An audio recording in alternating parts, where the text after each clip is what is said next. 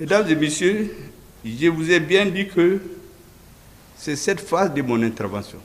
Ça, c'était en quelque sorte le discours que j'appelle administratif.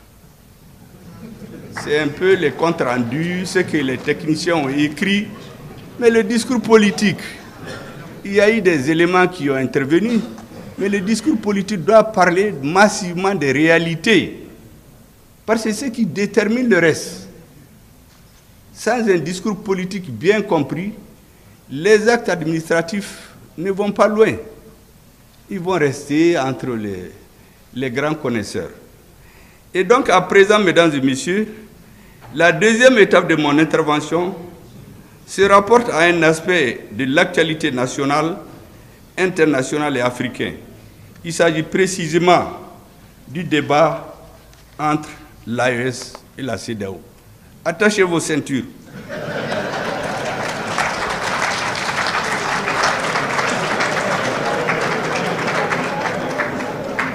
Jusqu'ici, nous étions en vol automatique. Maintenant, nous rentrons dans des zones de turbulence. Il faut donc bien attacher vos ceintures. Mesdames et messieurs, comme nous le savons, la confédération de l'AES a été mise sur les fonds baptismaux le samedi 6 juillet 2024 à Niamey. Et l'acte constitutif de la confédération a été paraphé par les éminents dirigeants de nos trois pays, le Burkina Faso, le Mali et le Niger, leur Excellence, le capitaine Ibrahim Traoré, le colonel Assimi Goïta, le général de brigade Abdraman Tchani. J'écoute tous les matins toutes les radios internationales. J'écoute les interventions des citoyens. Je lis la presse. Je vous assure que je me rends compte souvent que certains ne savent même pas de quoi ils parlent. Parce qu'il y a une campagne médiatique internationale de semer le trouble dans l'esprit des Africains, de l'AES, en disant « Mais oui, on est une seule famille, on est en train de sortir de la famille, anga ben, anga fragnonka, sinon on va se diviser. » Mais dans le monde de toujours, est-ce que vous avez vu une décision importante qui n'avait pas été la décision de quelques hommes déterminés qui ont le sens de l'histoire? Aucun des grands dirigeants qui a marqué l'histoire n'est allé chercher le consensus total sur ce qu'il fait. On choisit ce qui est intéressant pour le peuple à un moment donné de l'histoire. Et on prend cette voie, que ce soit par élection. Dans les élections, vous voyez, un président, les présidents qui viennent, ils compétissent, il y a un qui prend, qui gagne. Mais c'est sa ligne qui s'impose à tout le monde, jusqu'aux élections suivantes. Mais il ne vient pas dire, ah, on met tout le monde ensemble. Mais ça, c'est quoi ça? Si vous mettez tout le monde ensemble, vous ne ferez rien. Parce que dans une société, les avis sont contradictoires. Quand un avis prime, c'est lui qui s'impose jusqu'à ce que le peuple ou l'histoire rejette cette ligne et suit une autre ligne. Donc même les dirigeants démocratiques, cette histoire de consensus des dirigeants, tout le monde ensemble, c'est pas ça. Les grands pays, si vous les regardez, à chaque étape de leur histoire, les dirigeants choisissent une voie. Ils l'expliquent au peuple et ils avancent. Si c'est à travers des élections, si ça ne marche pas, on les enlève. Si c'est d'autres voies, on trouve les moyens de les enlever. Mais ils ne viennent pas s'asseoir pour dire que tant qu'ils n'ont pas l'assentiment de tout le monde, ils ne vont jamais avancer. Ça n'existe pas. Et ces pays où on a inventé le terme clivant, parce que moi je sais que ça a été élaboré ailleurs et mis dans la bouche de certains, mais chez eux, ils sont clivants. Chez eux, les dirigeants font ce qu'ils ont dit au peuple, avec quoi d'autres n'étaient pas d'accord, jusqu'à ce qu'ils réussissent ou ils échouent. Et donc les dirigeants de l'AES ont fait un choix au nom de leur peuple. Notre rôle, c'est de l'expliquer à nos peuples, convaincre de la justesse de notre choix et espérer que l'histoire nous donne raison. Et je suis sûr qu'on aura raison. Si l'histoire montrera le contraire, les peuples tireront les conclusions. C'est pour cela que lorsque j'écoute tous ces discours, Je me dis, mais il faut quand même donner quelques éclaircissements aux uns et aux autres. Les dirigeants maliens, burkinabés, Niger, ne se sont pas levés comme ça pour quitter les casernes, venir dire qu'ils sont au pouvoir. Mais au Mali, on n'avait plus de pays. Les 80% de notre pays étaient occupés par les terroristes. Ce n'est que dans la capitale qu'on voyage, on fait des meetings, on fait des cravates, mais alors il n'y avait rien. Moi, depuis 2014, je ne peux pas aller dans mon village. Il y a des chefs de parti qui demandent des élections, mais ils ne peuvent pas aller chez eux, faire des élections. Mais le peuple a dit que ça suffit. Il a manifesté pendant des mois. Et l'armée malienne est venue délivrer le peuple malien. Donc les militaires maliens ne se sont pas levés, quitté le front et venir prendre le pouvoir. Ça, c'est le Mali. Au Burkina, c'est une autre réalité. Là-bas, le système démocratique marchait. On a fait les élections. Il y a un président qui est là, une assemblée, tout fonctionnait. Mais c'est l'insécurité encore. Les citoyens ne vivaient pas. Finalement, ils se sont révoltés. Donc c'est le résultat d'une insurrection militaire qui a mis fin à ce qu'ils appellent le régime démocratique. Au Niger, c'est l'illustration la plus éclatante, où vous aviez un président qui dit à son armée, il ne faut pas vous battre, vous êtes trop faible, vos adversaires sont plus forts que vous. Mais en période de guerre, ça c'est intelligence avec l'ennemi. Ça c'était le Niger. On tuait les gens par milliers. On ne pouvait pas même pas manifester. Vous vous rappelez quand Barkhane a quitté ici, les Nigériens qui ont voulu dire non. Mais le meneur de la contestation, on l'a tué, on l'a brûlé dans sa voiture, personne n'en parle jusqu'à aujourd'hui. On a terrorisé les Nigériens. Ils étaient obligés d'être cloîtrés chez eux. Vous sortez votre tête, on fracasse. On continue à tuer les militaires. La population était désarroie. Donc les militaires nigériens ne se sont pas levés du jour au lendemain pour venir au pouvoir. C'est pour délivrer ce peuple-là, qui ne pouvait plus parler, qui ne pouvait plus agir. Et donc nos présidents, ils ne sont pas, entre parenthèses, démocratiquement élus, avec souvent des pourcentages qui font honte, mais ils sont le produit de la volonté populaire, des souffrances de leur peuple et de leurs exigences. C'est pour cela que, lorsque le 7 juillet 2024, le 6 juillet a été mis sur les fonds baptismaux la Confédération de l'AES, nous avons vu dès le 7 juillet se tenir à Abuja une réunion de la CEDEAO qui avait à son ordre du jour, entre autres, la question du retrait de cette institution des 3 pays constituant la Confédération de l'AES. Mais à l'issue de ce sommet, la CEDEAO a pris certaines décisions sur ce sujet. D'abord, je constate que la Confédération de l'AES a confirmé le retrait définitif des 3 pays membres de la CEDEAO. Mais la CEDEAO, en réponse, ne s'est pas posé la question. Pourquoi ils sont partis? Elle est restée dans les anciennes méthodes. Les sanctions, le bâton, on menace de sanctions. Mais on a fait ça contre le Mali, ça a échoué. On a fait contre le Burkina, ça a échoué. On a fait contre le Niger, ça a échoué. Mais pourquoi on ne change pas? Les êtres vivants ont une caractéristique, c'est leur capacité de tirer des leçons de ce qui arrive. Comment une organisation des peuples, disons, moi je ne crois pas que c'est les peuples, des dirigeants, ne tire pas les leçons de ce qui s'est passé. Au moins on devait s'asseoir. On a fait ça contre le Mali, quel a été le résultat? Ainsi de suite. Qu'est-ce qu'on fait maintenant? Non, on vient les mêmes méthodes, les sanctions, les menaces, les punitions, les menaces de punition contre nos pays. Et le ridicule, c'est que le représentant de l'Union africaine, un fonctionnaire recruté sur appel d'offres, est allé donner une appréciation sur les choix des peuples des 3 pays. Un fonctionnaire payé sur ça, on peut le renvoyer à tout moment. Il n'est pas élu. Il va condamner le Niger, le Burkina et le Mali. Mais ce n'est pas la première fois, vous vous rappelez quand au Mali il y a eu le changement de régime, c'était un fonctionnaire de la CEDEAO, avant la conférence des chefs d'État, qui a décidé de sanctionner le Mali. Mais pourquoi les Africains ne retiennent pas la moindre des choses, des leçons qu'ils ont apprises? Mais ces organisations, c'est très clair que c'est la conférence des chefs d'État qui prend une décision. Mais pourquoi un fonctionnaire va prendre des décisions? Bon, voici le problème des Africains. Dès que quelqu'un est dans un poste de responsabilité, il croit qu'il va faire ce qu'il veut. Or, il faut faire ce que la loi a dit. Donc, ce que ce fonctionnaire de l'Union africaine a fait, ce n'était pas la première fois.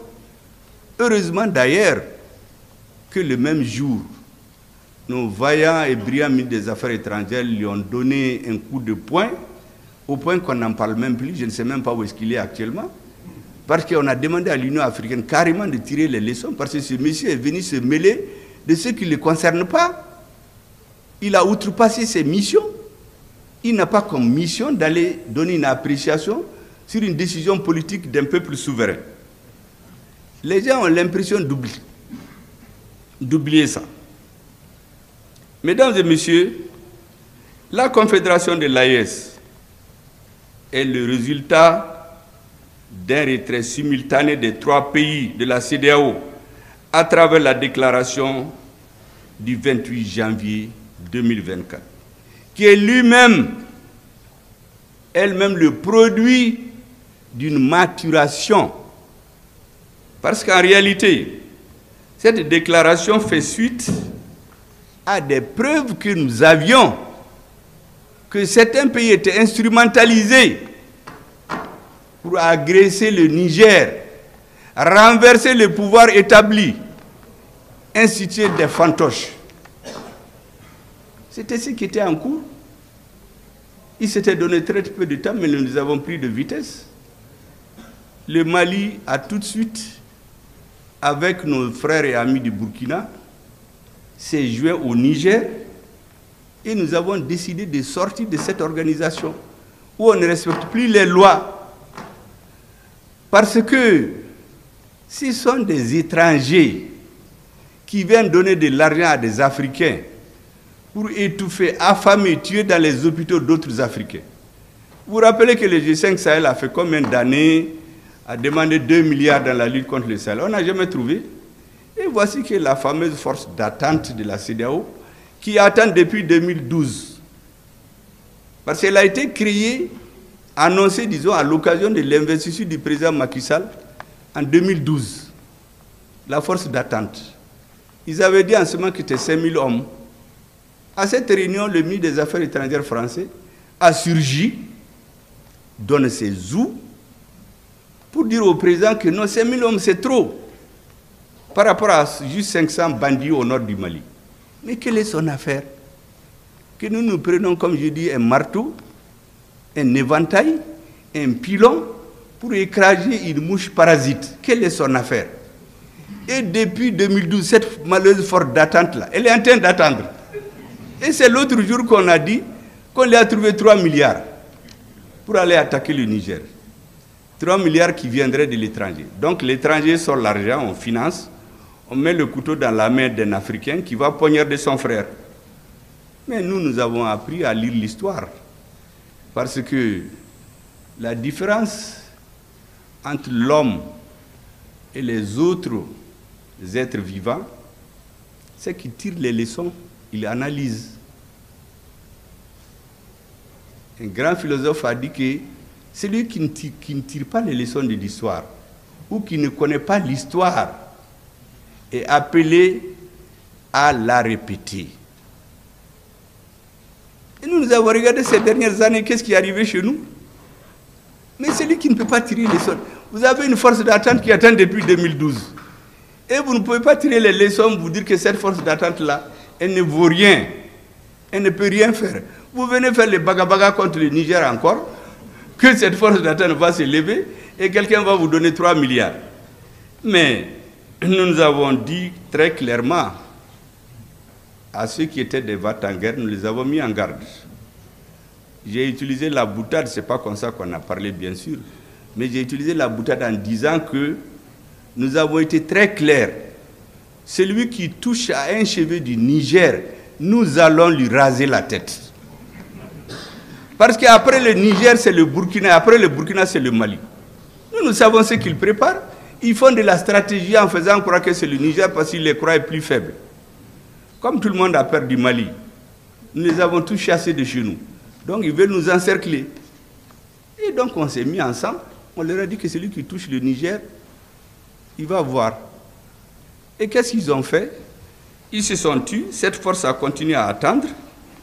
Jusqu'à présent, elle attend d'ailleurs. Et puis, un jour, le 30 juillet, ils se réunissent, qui est sa force d'attente est prête. Ils vont venir tomber sur le Niger. Mais le 31, nous avons fait une déclaration commune pour être très clair. C'est là-bas qu'on a décidé que celui qui touche le Burkina cette fois, le Niger cette fois-ci-là, il touche nos trois pays.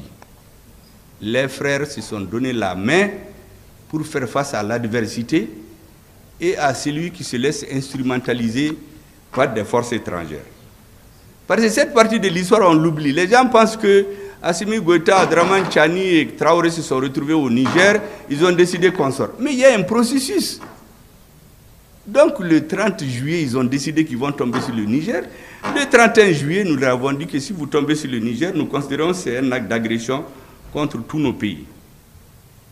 Et déjà le 23 septembre, vous vous rappelez, à la tribune des Nations Unies, à la 78e session, lorsque le ministre des Affaires étrangères du Niger a été empêché de rentrer pour s'exprimer, le ministre des Affaires étrangères du Mali a pris les choses en charge et nous avons parlé au nom de nos deux pays.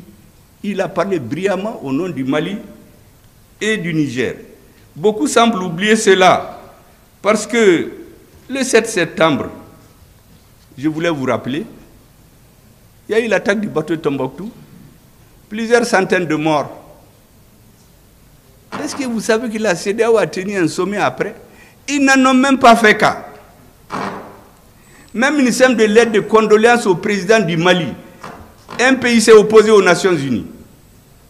Donc ça veut dire que les Maliens peuvent mourir. Ce n'est pas leur affaire. Mais nous avons pour ainsi de la gigote.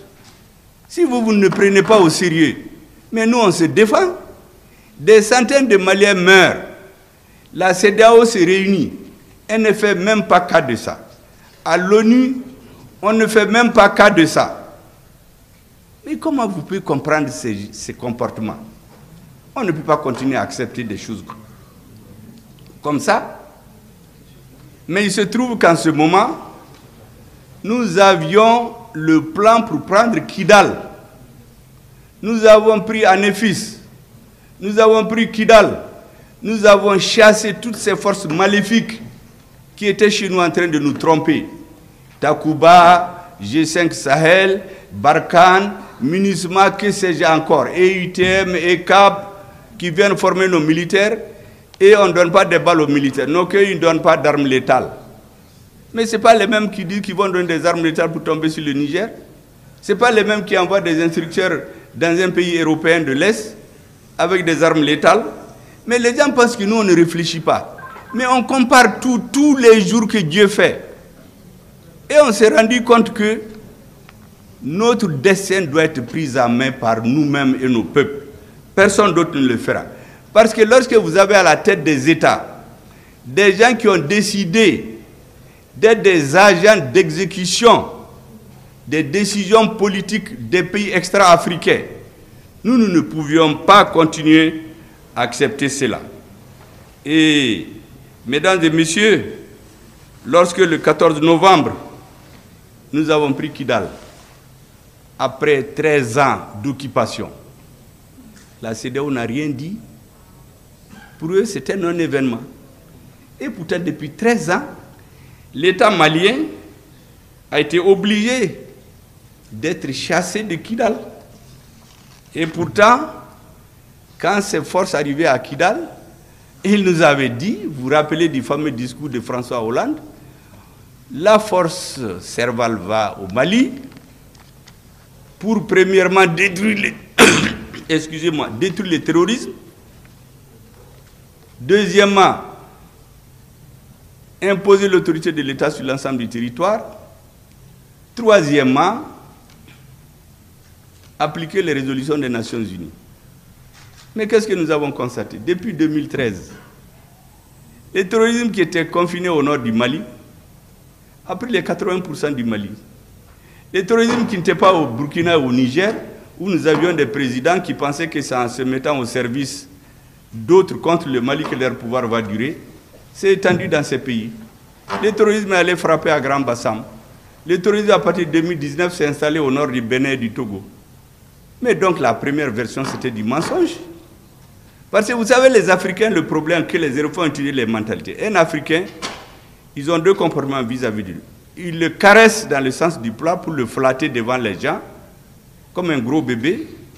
Et quand ils sont seuls, on le menace pour qu'il accepte tout. C'est les deux méthodes qu'ils utilisent. Devant les caméras, c'est des amis, des accolades, mon frère et ami.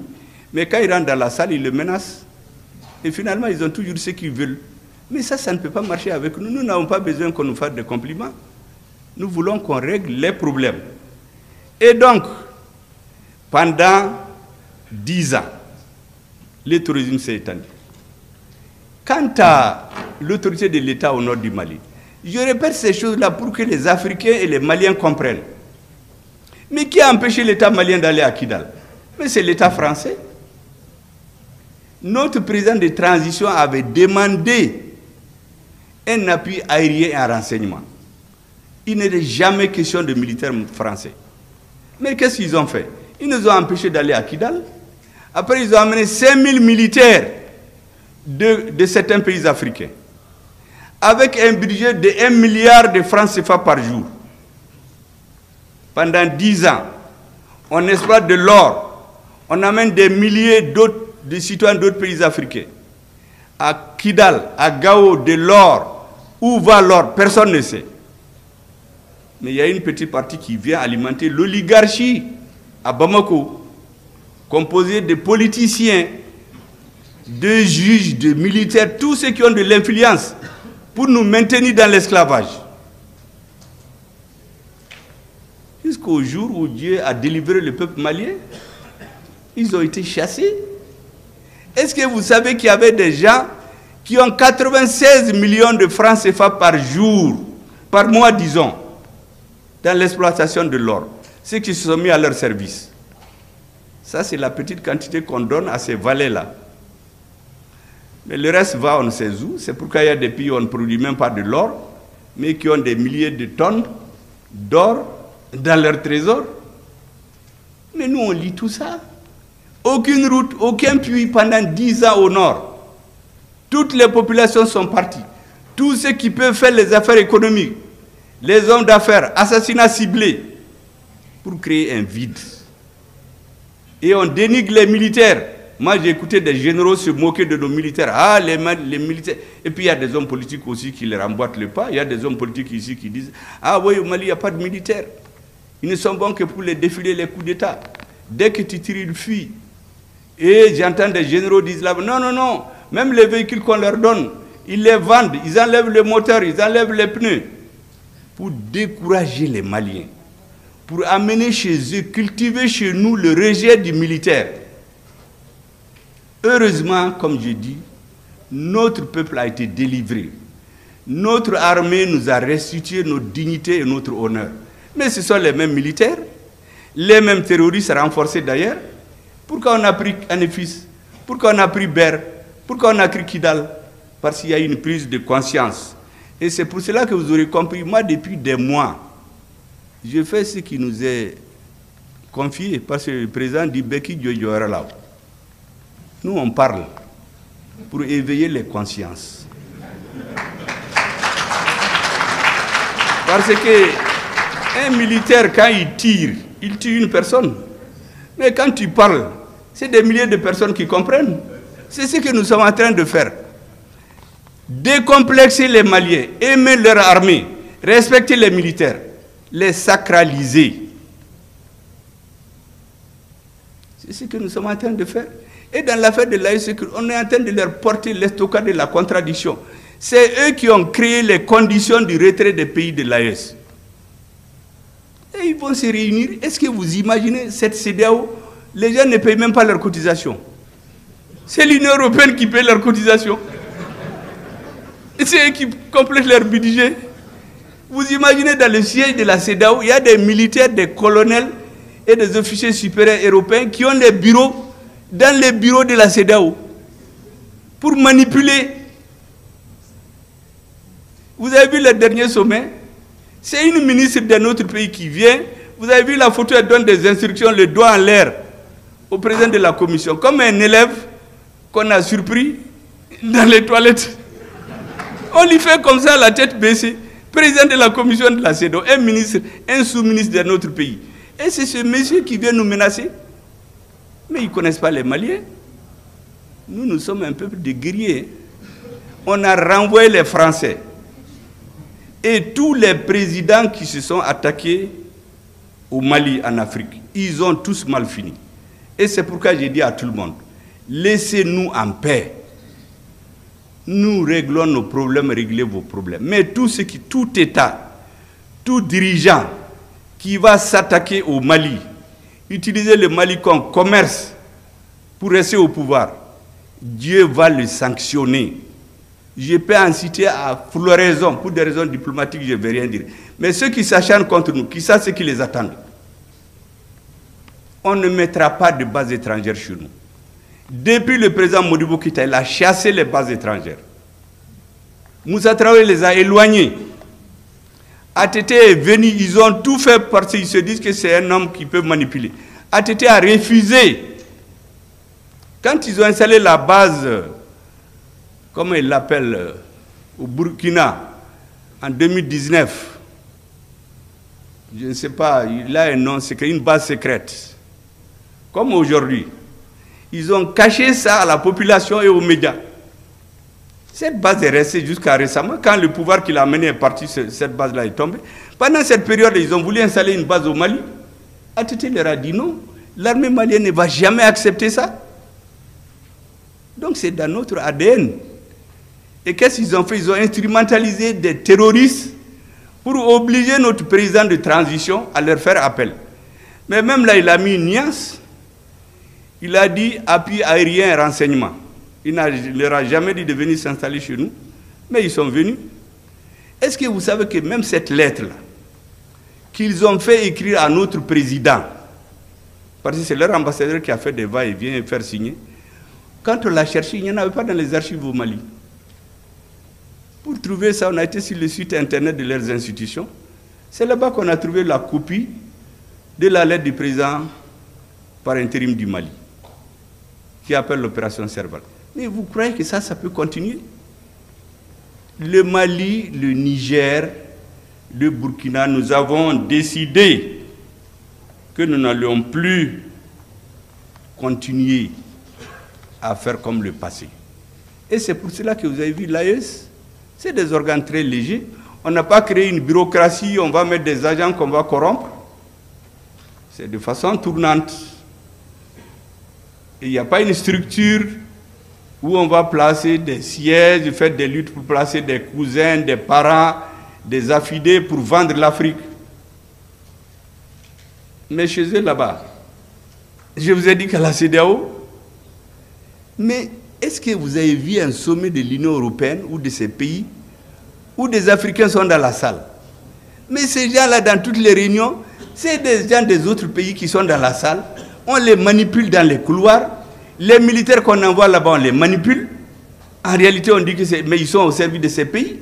Sinon, qu'est-ce qu'un militaire de l'Union européenne va venir faire dans les bâtiments de la CEDEAO? Qu'est-ce qu'il vient faire là-bas? Mais nous savons ce qu'il fait. Nous connaissons son nom. Je ne veux pas le dire seulement pour des raisons que vous comprenez. Nous savons de quel pays il vient. Les gens avec lesquels ils sont en contact, et là-bas et ici, on le sait. Mais il faut que les gens arrêtent. Il faut que les Africains tirent les leçons de ce qui est arrivé ici et là. Vous savez, la polémique qu'il y a aujourd'hui entre un président de l'AES et certains pays par rapport à un président de l'AES et le Niger, disons, et certains pays, par rapport aux bases secrètes. Les bases secrètes là, personne ne les a jamais reconnues. Est-ce que vous avez jamais entendu un pays dire « Ah oui, je reconnais qu'il y a des bases secrètes chez moi ». Généralement, quand les surprend la main dans le sac, ils ont deux attitudes. Ou bien ils se taisent en attendant que la tempête passe, ou bien ils se lèvent le verbe très haut pour faire des dénégations. Ah, des journalistes étrangers peuvent venir enquêter. Mais ceux qui l'ont dit, des journalistes étrangers ont été enquêtés l'autre jour, ils ont caché. Oui, j'ai oublié la base Burkina, c'était base Sabre, en 2019. Mais on a caché ça même au peuple burkinabé. C'est une base secrète. Ils ont voulu la mettre au Mali, ATT a refusé. Le président qui était là-bas pensait qu'en faisant leur jeu, ça lui permet de durer au pouvoir. Mais après, le peuple burkinabé s'est soulevé, on l'a fait partir. Les bases secrètes, c'est pourquoi ça s'appelle secrète. Ils ne les reconnaissent jamais. C'est de cette base-là qu'ils avaient prévu de tomber sur le Niger, renverser le régime. C'est pour cela que le 28 janvier, nous nous sommes retrouvés. On a dit qu'on quitte cette maléfique organisation pour qu'on ne se serve pas de ces textes pour nous brimer. Mais ces aspects, on les oublie. Comme si les présidents ont pris leur avion, ils ont été à Niamey, ils ont dit, bon, on crée l'AES. Ou ceux qui disent, mais qu'est-ce qu'on va devenir? Mais nos peuples ont existé avant la CEDEAO. Pourquoi ils vont pas? Ça me rappelle exactement quand on chassait l'amunissement d'ici. On dit, mais qu'est-ce que les Maliens qui travaillent là-bas vont devenir? Mais ces Maliens existaient avant la CEDEAO. Vraiment, je voulais dire que tout cela doit amener les Africains à comprendre. Notre dessein doit dépendre exclusivement de nous, de nos peuples, de nos dirigeants. Et je termine par une dernière mise en garde. Je l'ai dit, je le répète.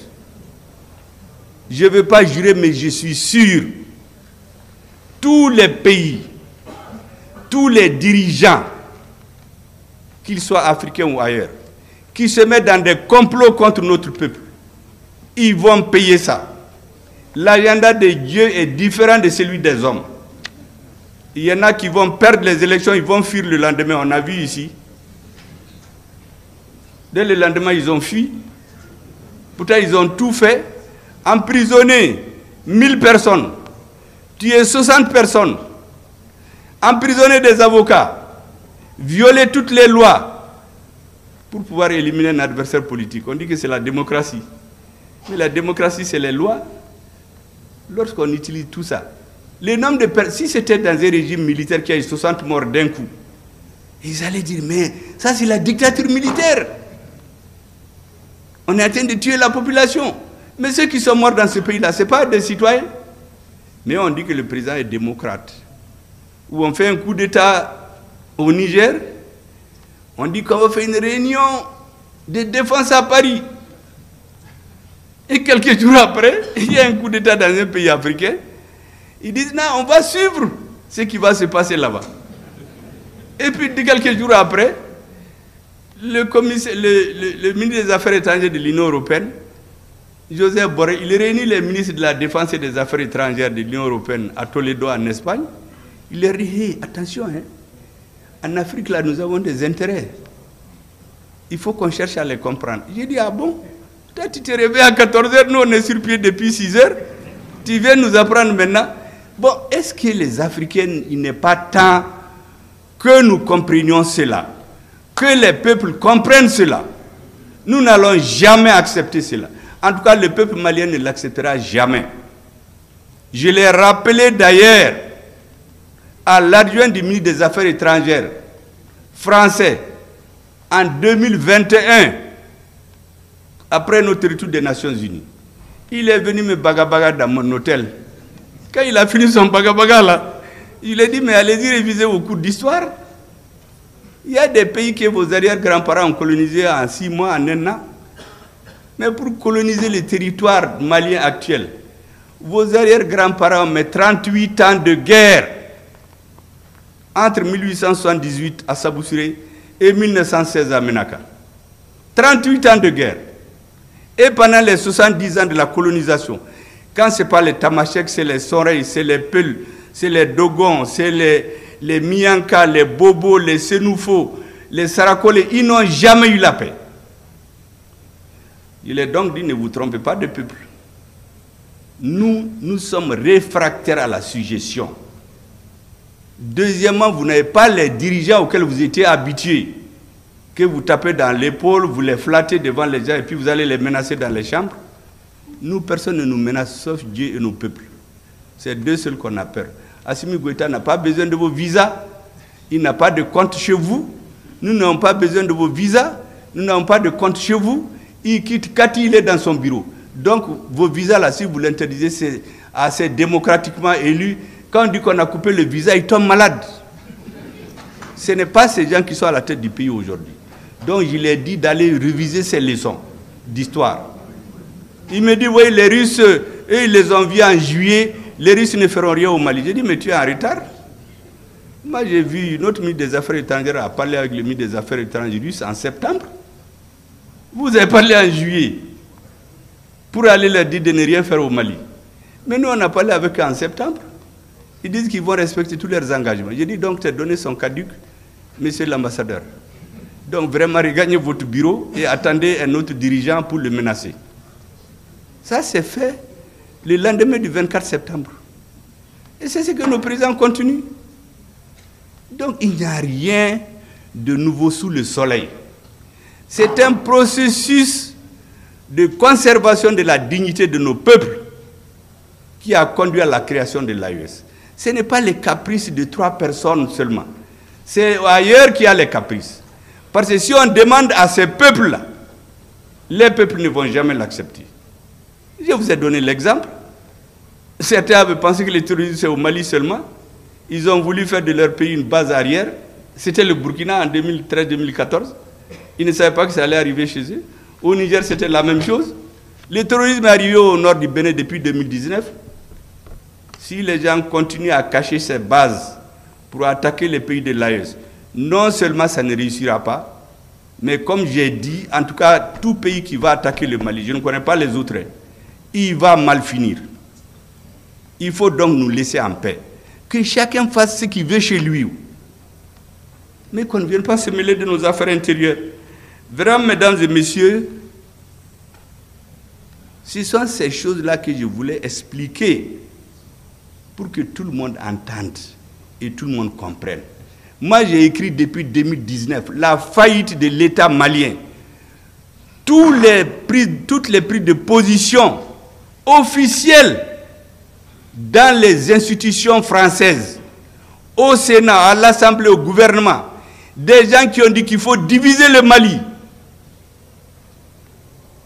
Je l'ai édité en 2019. Ils ont dit que je suis un subversif avec des bagabagas. C'est ce qu'ils font. Je vous ai dit, quand ils vous voient, ils vous menacent, quand vous êtes deux. Quand il y a des gens, on vous caresse, vraiment, vous êtes un ami, un pays ami. Nous, ça ne marche pas chez nous. Hein. On regarde les faits. D'après Lénine, en russe, on dit « fakti ou priami ». Ça veut dire que les faits sont têtus. Il y a des gens qui les répètent, ils ne savent même pas de qui ça vient. Nous, on regarde les faits. Les compliments qu'on donne aux Africains, qu'on essaie de prendre comme des gros bébés, ça ne marche pas avec nous. Voici les messages, mesdames, messieurs, que je voulais vous délivrer et vous dire que les Maliens comptent sur vous. La réforme de la justice, en même temps que ce que l'armée est en train de faire. Parce que les militaires ont accompli près de 80% de leur travail. Hein. Mais le reste de la société, on est en train de commencer. Hein. Vous avez vu, les États généraux n'ont pas fini de se tenir. Le peuple attend tout de vous. Parce que la force et la justice, c'est ce qui va faire une société. Dans un pays, les citoyens doivent avoir peur de la force de l'État et avoir honte des sanctions de la justice.